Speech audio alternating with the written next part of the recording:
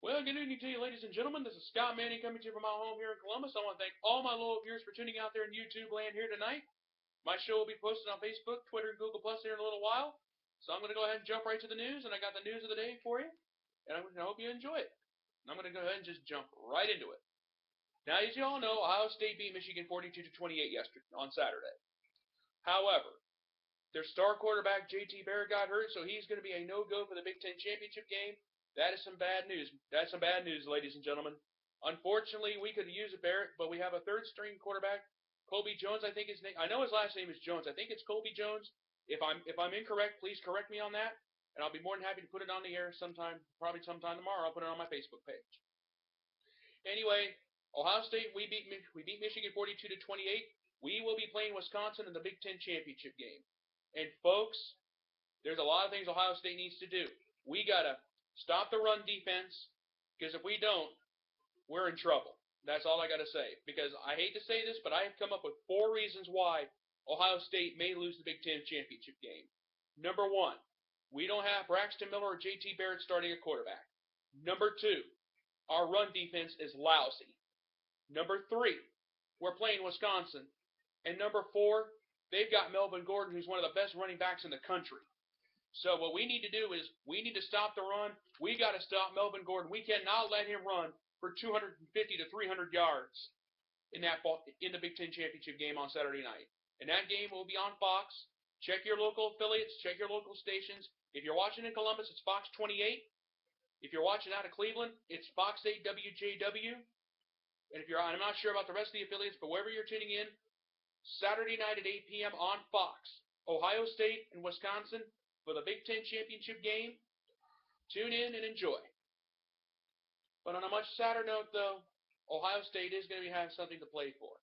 They're going to be playing for the honor of Kara George, who died of a self-inflicted gunshot wound the other day.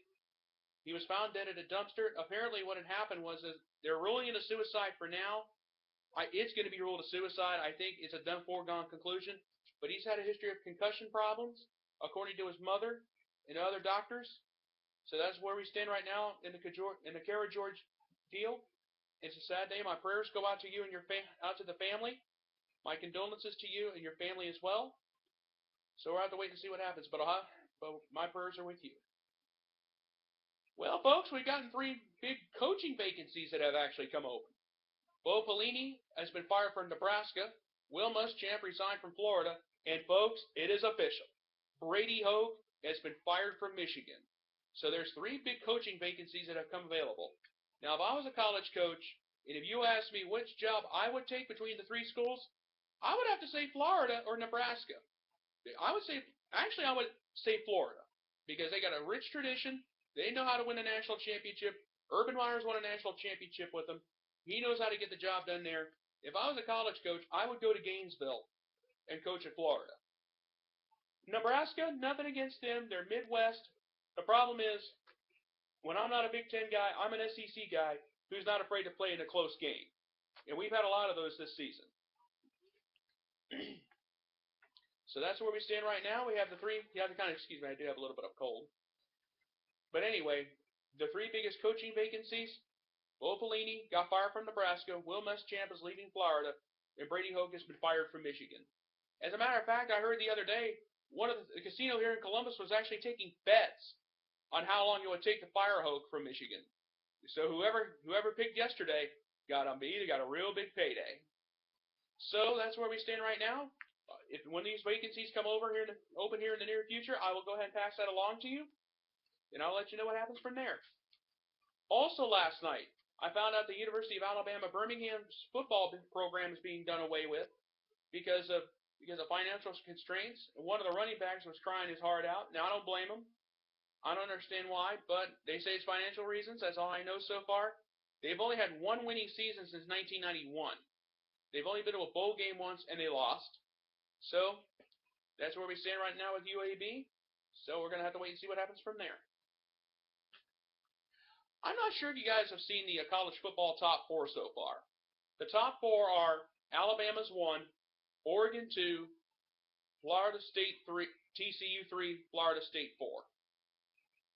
Now, folks, if you saw last Saturday's last Saturday's college football show, where they usually have the top 4 for the week, Florida State should not be in there. I know they're undefeated, but they're undefeated barely. Jameis Winston's had a lot of close games. Their strength of schedule is not that good.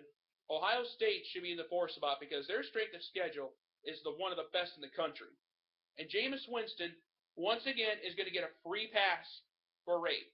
And I'll tell you what, I don't know what everybody's problem is. They're going to protect him because, they're winning us football games. We're on a road to a national championship.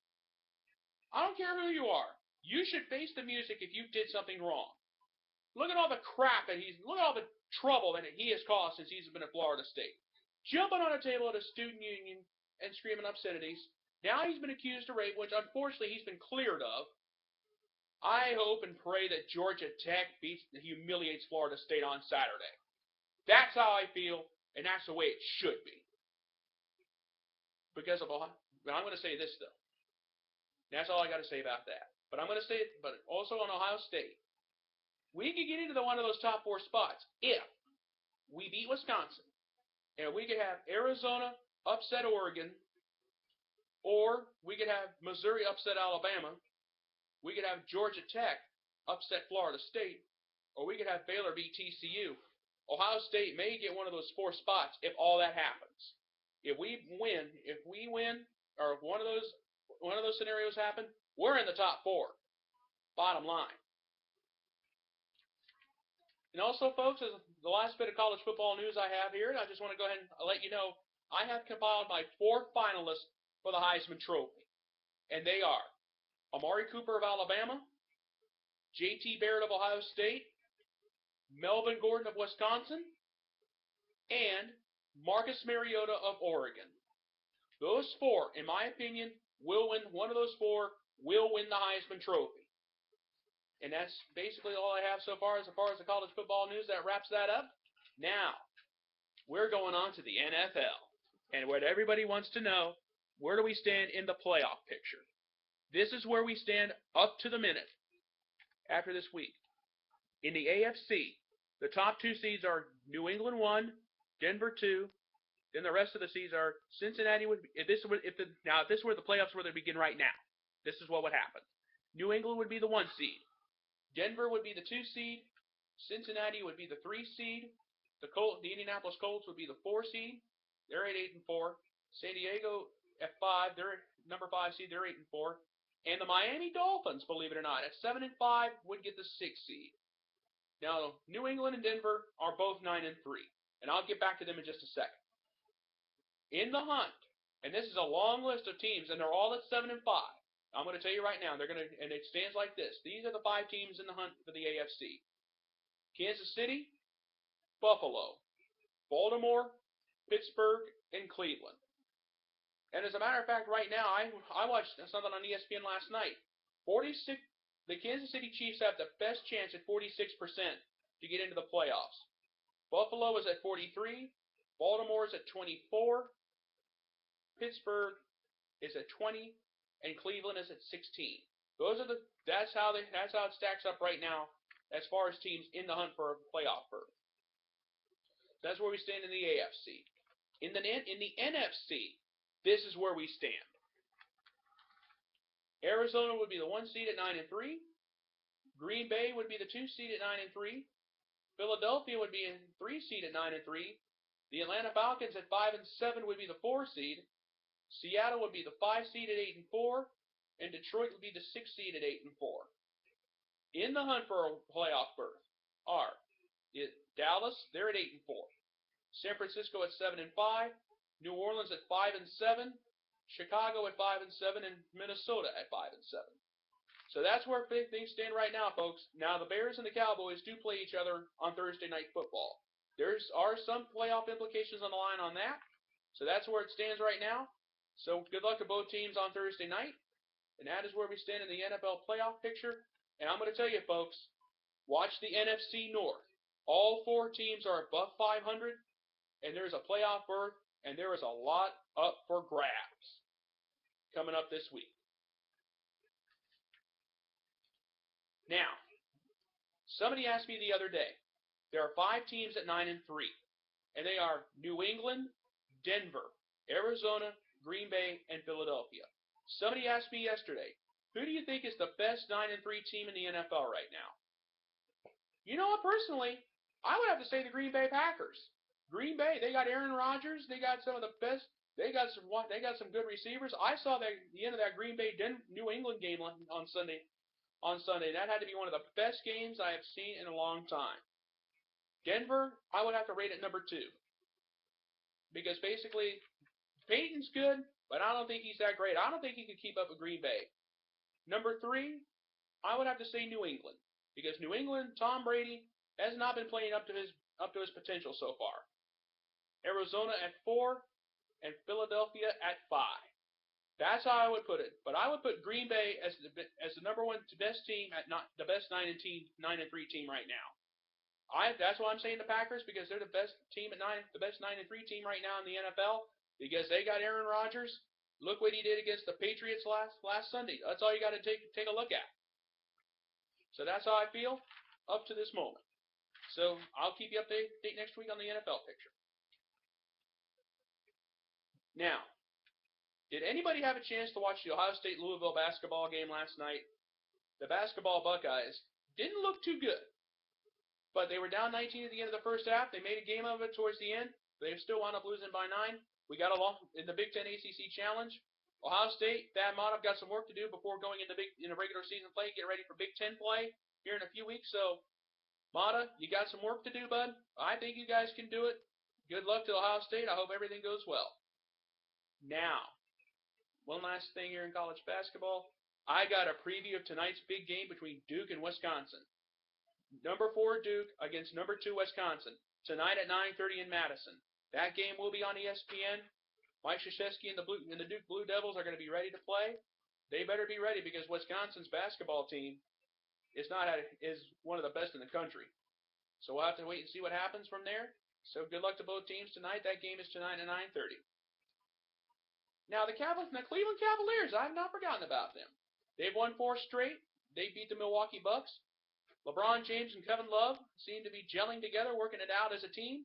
We don't know what's going to happen with the Love situation. He says he wants to go back to LA, but we're going to have to wait and see what happens from there. So basically, the Cavs are doing pretty good right now. They've had some struggles, but they're starting to improve, and they're really starting to play better basketball. And finally tonight, the one I think you guys are going to be very interested in this. The Philadelphia 76ers are 1 loss away from having the worst start into an NBA season in the history of the NBA. And that is, I'm giving them the nickname the Philadelphia 76ers cellar dwellers, because they're in the cellar, they play horrible, and with that in mind, I am going to put this year's Philadelphia 76ers team in the Hall of Shame for having the worst record in the history of basketball. So, I just had to do that. So we'll have to wait and see what happens. The 76ers play tonight, and if it does happen, I will post this on my Facebook page, and I'll let you know how I feel about the 76ers. They're pathetic. So we'll have to wait and see what happens from there. But before I go, folks, next Wednesday night, it is going to be an audience participation show, because it is going to be my 100th show in the history of this sports network. This is my 99th video this week. Next Wednesday night at 7 o'clock is going to be an audience participation show, because it is going to be my 100th show spectacular, where you, the fans, get to participate. Send me a sports story. If you want my opinion on something, send it to me on my Facebook page. Or if you want to share your opinion on some of the stuff I've shared tonight, feel free to do that, even if you agree with me or even if you disagree with me. I want to hear from you, because I want to make this a great show next week, because this is going to be my 100th show, and I want to make it something worthwhile. And once again, I want to thank all of you, my fans. And this show tonight is brought to you by you, the fans, who make this very possible for me to do this every week. So with that in mind, I am going to go ahead and say good night, good luck, and thank you, and come back here next Wednesday night for my 100th show spectacular. So with that in mind, This is Scott Manning saying good night, good luck, and thank you. And I thank you, and good night.